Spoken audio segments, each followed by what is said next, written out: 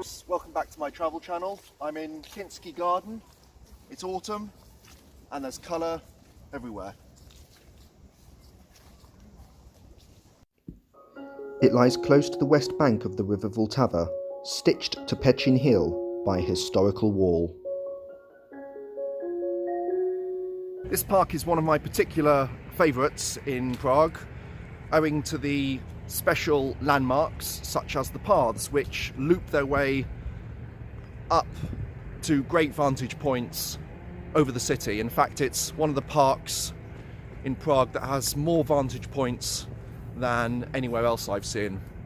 What also sets this park apart are the waterfalls, fountains and ponds which are punctuated around it. It also has quite an interesting ethnographic museum. But I'm here today for a number of different reasons. One of which is this wonderful autumn you can see around me here. The other is to pay tribute to a landmark that only existed up until the end of October. In medieval times, this park was covered in vineyards and was cultivated in 1840 into an English-style garden.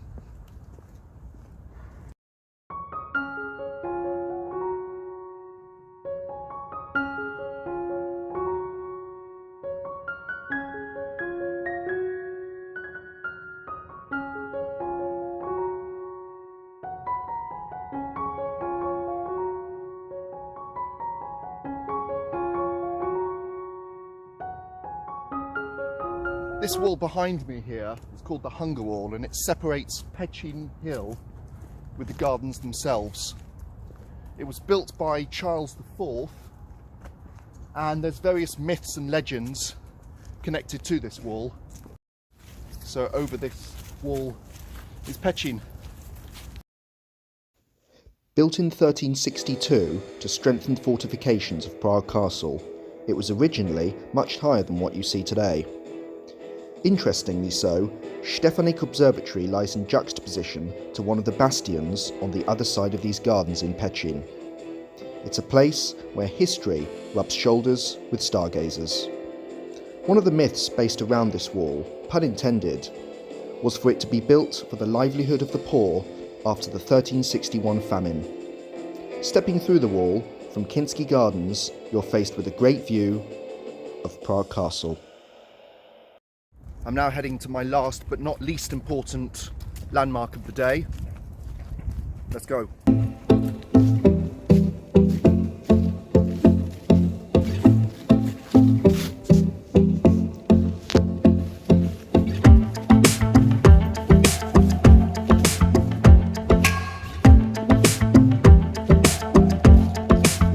It gives me great disappointment to present the Carpathian Ruthenian Church of St. Michael Archangel, which up until the 28th of October stood proud and burnt down for unknown causes.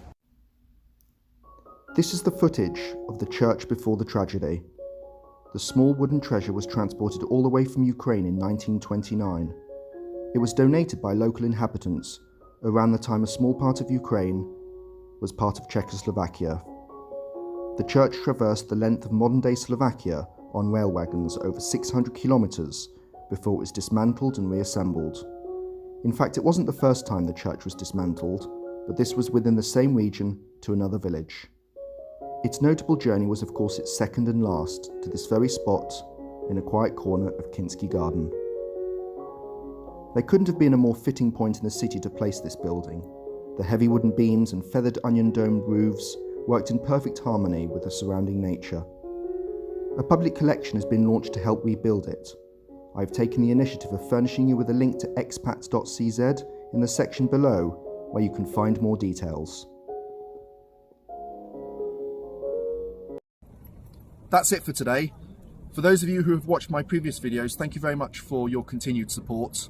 Please keep your eyes peeled for the next videos coming up in and around Prague for obvious reasons, at least until the pandemic is mainly behind us. In the meantime, do stay safe and bye for now.